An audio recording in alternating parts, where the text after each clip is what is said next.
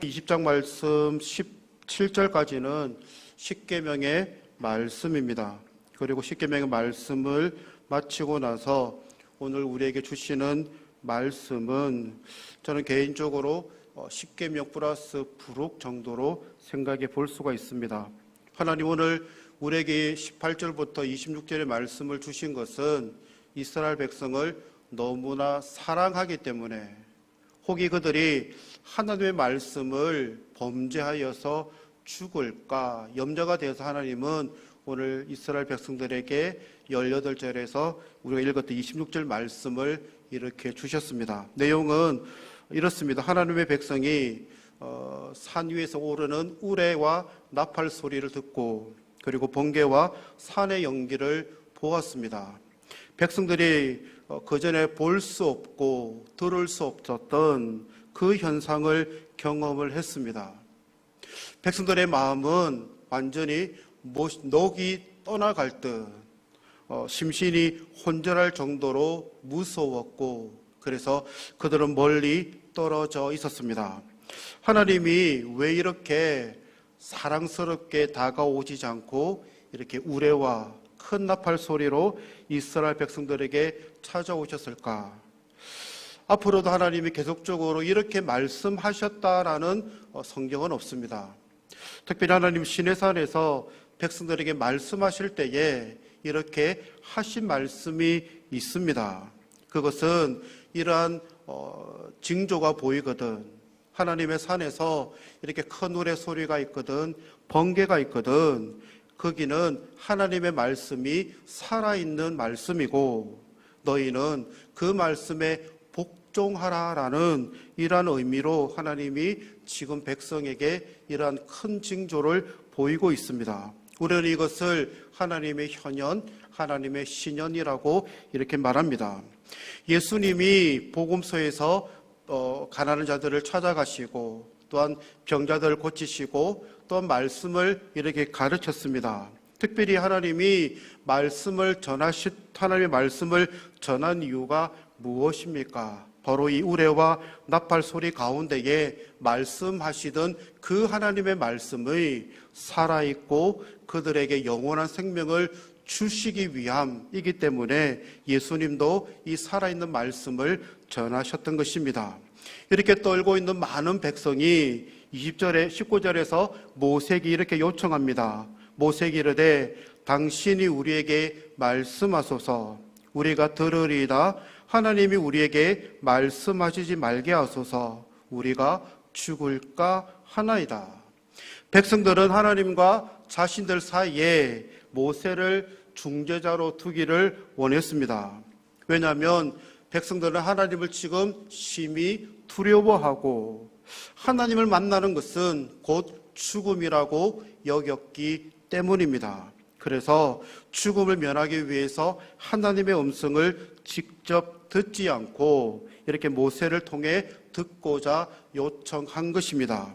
모세가 하나님으로부터 들은 말씀을 백성들에게 전합니다. 20절에 보면 두려워하지 말라, 하나님이 임하시면 너희를 시험하고 너희로 경외하여 범죄하지 않게 하려 하심이니라.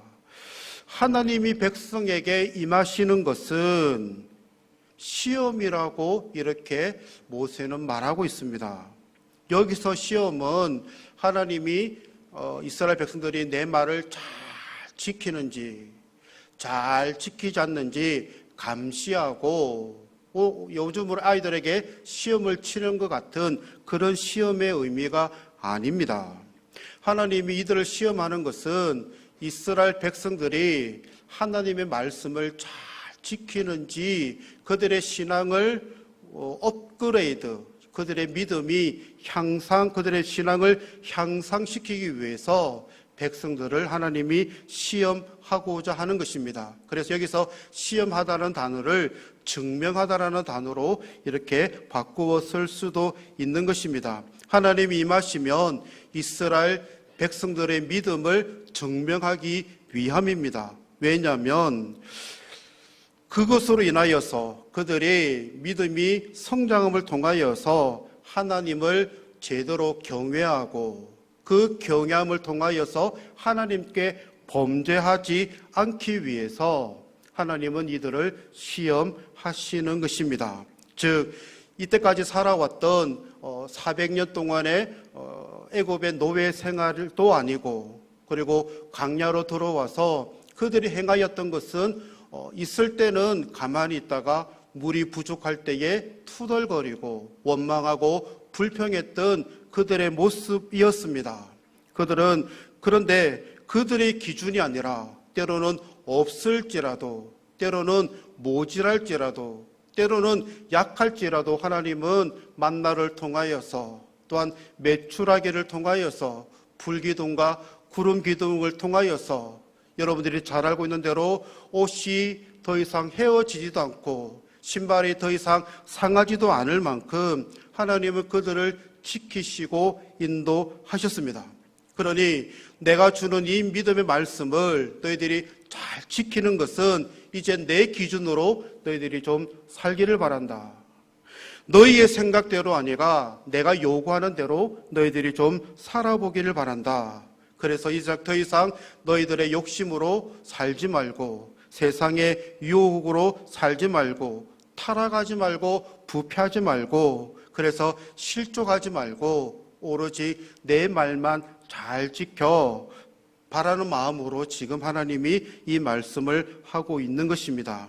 한 모세가 하나님의 말씀을 들은 그대로 백성에게 전하고 하나님의 계신 흑암으로 벨에 감싸져 있는 하나님의 영광에 가까이 나아갔습니다.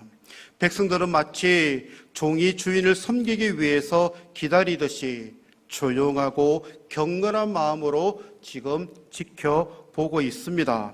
22절에 여호와께서 모세에게 이렇게 말씀합니다. 너는 이스라엘 자손에게 이같이 이르라. 하나님은 모세에게 그냥 있는 말씀 그대로 전하라고 명하십니다. 모세도 이제는 하나님께 들은 말씀 그대로 전할 것입니다. 1.1핵이라도 가하거나 가맘없이 들은 말씀을 전할 것입니다. 있는 모습 그대로 모세는 전할 것입니다. 그래서 백성들은 시내 산에서 임하신 하나님의 영광을 구름 속에서 발견하고 그 구름 속에서 들려오는 하나님의 음성을 이제 모세가 들려줍니다. 23절에 보면 너희는 나를 비겨서 은으로나 금으로나 너희를 위하여 신상을 만들지 말라라고 이렇게 명하십니다. 하나님의 실존을 형상화하는 인간의 그릇된 욕망을 염두에 두고 하신 말씀입니다. 하나님은 무한한 영이시기 때문에 인간과 같은 육체를 갖지 않으시고 자신이 지으신 피조 세계의 그 어떤 것과도 비교할 수도 없고 표현될 수도 없습니다. 그리고 무한하신 하나님을 인간의 좁은 상상력 안에서 묶어둘 수도 없습니다. 그러나 인간은 자신을 위하는 욕심으로 눈에 보이고 그리고 손에 만져지는 신상을 만들려고 합니다. 하나님이 지금 이것을 금하고 계신 것입니다. 이미 제2계명에서 주신 말씀이기도 하신 것입니다. 하나님은 나를 은으로나 금으로 만들어서 나의 형상을 만들지 말라라고 명명하시고, 두 번째로 24절에 이렇게 말씀합니다. 내게 토단을 쌓고 그 위에 네 양과 소로 내 번제와 화목제를 드리라. 내가 내 이름을 기념하는 모든 곳에서 내게 임하여 복을 주리라. 하나님을 위해서 토단을 쌓으라고 하십니다. 토단은 흙으로 된 제단입니다. 금속이나 석재가 아닌 흙으로 제단을 만들라고 하십니다. 제단 자체를 화려하게 만들어서 혹여나 그것이 우상화될 수 있을까봐, 아니면 제단의 외형적인 모습에 치중하다 보면 본질인 예배에 어긋나게 될까봐, 영과 진리로 드리는 예배가 되지 않을까봐, 혹 백성들이 잘못된 길을 걸어갈까봐 하나님은 토단을 쌓으라고 이렇게 명하십니다. 그리고 그 토단 위에 너희의 번제, 화목제를 드리라고 하십니다. 제물을 태워서 그 타오르는 연기를 하나님께서 험량하시도록 온전한 희생을 의미하는 제사가 번제입니다. 또한 하나님과 원수되었던 관계를 종결하고 하나님과의 평화로운 관계를 회복하고 유지하도록 하는 제사가 화목제입니다. 그리고 이 번제 화목제물은 짐승을 도살하여 드리는 피 흘림의 제사입니다. 피는 생명을 뜻하고 피가 있는 제사를 통해 자신의 죄와 허물을 용서받고 하나님과의 관계 회복을 이루라는 명령인 것입니다.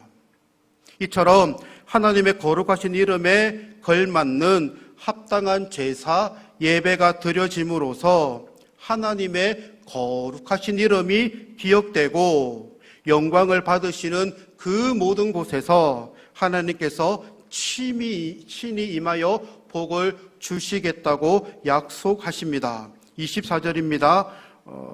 24절 후반절에 보면 내가 내 이름을 기념하게 하는 모든 곳에서 내게 임하여 복을 주리라. 하나님께서 지금 말씀하시는 이 복은 어떤 복인 것 같습니까? 그것은 이 땅에서 모든 것이 형통하게 되어서 잘 먹고 잘 사는 것도 중요하지만 여기서 말하는 복은 그거보다도 한 차원 높은 복인 것 같습니다. 이 복은 하나님 백성에게 주어진 복인 영원한 복과 연관이 있습니다. 아담이 범죄하기 전에 하나님이 창세기 1장 18절에서 아담에게 복을 주겠노라고 하신 그 복과 또한 창세기 12장 1절 2절에서 하나님이 아브라함을 불러서 그로 하여금 복의 근원이 되게 하겠다라는 그 복과 연관이 있는 복이 지금 오늘 나오는 복입니다. 이 복은 하나님의 자녀가 하나님의 말씀을 듣고 그 말씀대로 사는 모든 곳에 하나님이 영원히 함께 하시겠다라는 그러한 복인 것입니다. 모세가 가나안 땅에 들어가지 않고 죽었을 때에 그 다음 리더였던 여호수아는 이전보다 더 두렵고 떨림이 있었습니다. 그곳은 이스라엘 백성들뿐만 아니라 이스라엘을 반대하는 가나안 7 족속이 있었습니다. 그들 중에는 골리앗과 같은 장대 족속도 있었습니다. 그 여호수아에게 하나님이 여호수아 1장에서 반복적으로 하신 말씀이 무엇입니까? 두려워하지 말라, 놀라지 말라. 그 안에는 내가 모세와 함께 하신 것처럼 한 것처럼 내가 너와 함께 하겠으니 여호수아 너는 두려워하지 말라라고 말씀하시는 것입니다. 여호수아가 세상의 방법으로 말을 많이 모으고 군사를 많이 모으고 용병을 초청하면 그러한 복을 누릴 수가 없었을 것입니다. 감사하게도 여호수아는 하나님을 믿음으로 말미암아 두려워할 때라도 하나님이 함께 하심을 믿고 믿음의 걸을 걸어갔을 때에 가나안 땅을 정복할 수 있었던 것입니다. 사랑하는 성도 여러분, 우리도 이러한 복을 받기를 원합니다. 하나님이 우리와 함께하는 그러한 복을 우리가 받기를 원합니다.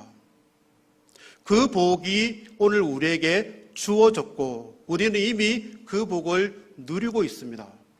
이 이사야 7장 14절에 가면 아들을 낳을 것이니 그 아들의 이름이 무엇입니까? 임마누엘입니다.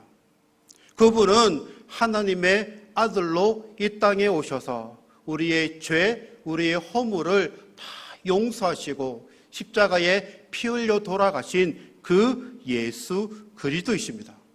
그분을 믿는 사람들에게는 영생이 있지만은 그분을 믿지 않는 자들에게는 그 반대가 있다라는 것입니다. 우리는 하나님의 아들을 믿기 때문에 그 영원한 하나님이 함께하는 은혜를 우리가 누리고 있는 것입니다. 만약 백성들이 하나님이 돌로 이제 본문에 가면 돌로 제단을 쌓는다면 다듬은 돌로 쌓지 말라고 하십니다. 정으로 그것을 쪼면 부정하게 된다라고 하십니다. 이것은 인위적인 노력과 기술을 동원해서 가공한 석재를 사용하지 말라라는 것입니다.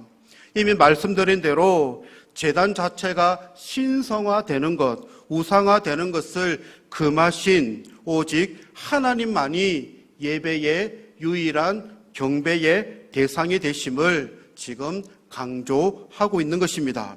인간이 하나님을 신상으로 만들려고 하는 것이나 인간적인 수단을 사용해서 종교적인 분위기를 돋우려고 하는 모든 시도는 하나님 자체로부터 눈을 옮기게 만들어 버립니다. 그렇게 되면 하나님의 영광을 가리게 되는데 지금 하나님은 이것을 금하시는 것입니다. 그리고선 마지막 26절에 너는 층계로 내 제단에 오르지 말라 네 하체가 그 위에서 드러날까 함이라. 이 당시 남자들은 바지를 입지 않았다고 합니다. 치마초로 된 통으로 된 겉옷만 입었습니다. 그래서 제사장이 높은 층계를 오르내리게 되면 자연히 그의 하체가 단위에 드러나게 될 것입니다. 인간의 벌거벗은 모습은 죄의 수치를 가리지 못한 것을 상징하기 때문에 거룩하신 하나님 앞에 부정한 행위로 간주가 됩니다. 그래서 하나님은 층계로 계단에 오르지 말라라고 이렇게 명하신 것입니다.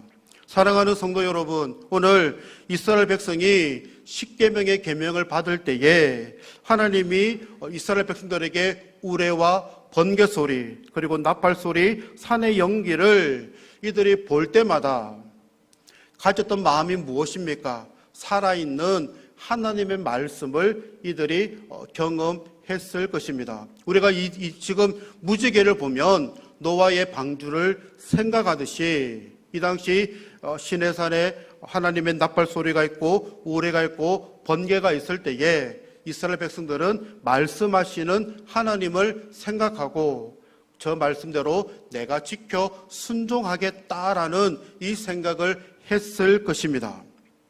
오늘도 우리에게 주어지는 이 하나님의 생명의 말씀은 매주일 강단에서 선포되는 목사님을 통해서 말씀되는 이 말씀입니다. 우리는 이 말씀을 들으면서 하나님을 기억해야 됩니다.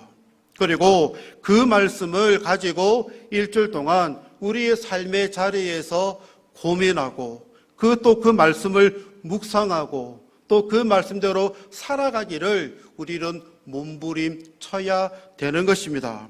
우리가 요한복음의 말씀을 또한 여호수아서의 말씀을 또한 이사야서의 말씀을 낮 예배, 오후 예배, 수요 예배를 듣고 있습니다. 그것이 한 자리에서 멈추는 것이 아니라 잘 기억하셔서 우리의 삶에서, 가정에서, 직장에서 한번 싸워보시고 한번 인내해 보십시오. 그러면 그 말씀이 우리의 삶에 움직이기 시작하고 그 말씀이 우리의 삶에서 많은 열매로 나타나게 될 것입니다. 또한 오늘 본문에서 모세가 이스라엘 백성과 하나님 사이의 중보자 역할을 감당했습니다.